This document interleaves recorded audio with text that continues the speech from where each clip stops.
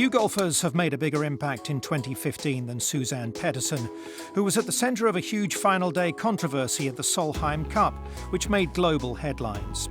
However, the Norwegian insists her season was about much more than that one moment. We caught up with Suzann recently to reflect on what's been quite a year. It began slowly after some swing changes with her coach Butch Harmon in the off-season, but burst into life at the Manulife LPGA Classic in June. It's always nice to win. That's kind of why we were all out there. During practice, I knew that the best part of the game was better than it had ever been, so it was more a matter of time to putting it all together. And Manulife, it clicked. Somehow it just all clicked, and that's a fun process. The Manulife was her 15th LPGA win and her first in 2 years. She also finished top 10 in 3 of the women's majors in 2015. The good this year has been really good. The bads hasn't quite been as consistent as I've wanted it to, like it's been in the past, but I feel like it's also been a learning process of learning a new game plan of how to get around the golf course. For Suzann, the bad also included that Solheim Cup storm, when American rookie Alison Lee mistakenly thought her short putt had been conceded, and the Norwegian insisted it hadn't. Well, it's obviously an experience that I don't want on anyone else. Looking back, I should have been able to think bigger than the match and bigger than the sport, and obviously handled the situation a little bit better. But in the heat of the moment, as competitive as I am, it was hard for me to even look at the larger picture. I really am unhappy with how media kind of portrayed what happened. You know, I don't feel like it was all Suzann. It was just a little bit of everyone. And it was just a shame that everyone kind of pointed the finger at her. But yeah, it really could have been avoided. Obviously, I look back and I wish it never happened. I guess we all learned from it. I guess everyone involved is all square. We all talked it through. And from now on, I guess everyone's moving on. With that hopefully behind her, we met a relaxed Suzann at the Solheim Nadal Invitational in Mallorca, where she was taking part thanks to her friendship with Spanish LPGA star Carlota Ciganda, their bond forged at the 2013 Solheim Cup.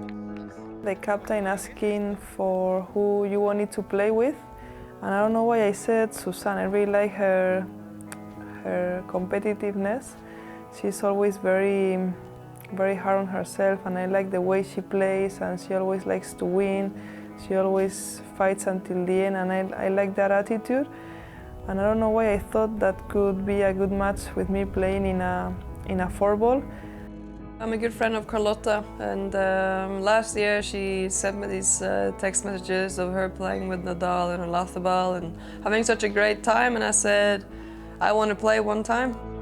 Meeting Rafa Nadal was a highlight for Suzann, who's renowned for her athleticism and her love of other sports, but especially tennis. If I could swap one day out of my life, I would love to be Rafa on the tennis court. I've always admired his game, his attitude, his kind of demeanor on and off the tennis court. It was a pleasure for me to meet him in person today and spend some time with him on the golf course. It's great to see Suzann here competing in our event. She's a great champion, and it's always important things that you learn when you play with somebody like her. I get very impressed about her rhythm on a golf swing. She's so solid. Now 34, Pettersen has been troubled by a nagging back injury which flared up again in Mallorca. But she's determined to add to her 2 major titles, the 07 LPGA Championship and the Evian 2 years ago. At this point in my career, you obviously try to play really good at the majors. At the end of the day, you'll be recognized as a multiple winner, but also a multiple major champion. So next year she wants another major, but also a trip to Rio. Golf's return to the Olympics is something she had a hand in as an ambassador involved in the winning presentation to the IOC. That was 5.5 years ago. And you thought, well, 2016 is so far away. Everyone hit the The time has been ticking pretty quick since, and I mean now we're half a year out. To compete for a medal in the Olympic is, gosh, it doesn't really get any bigger.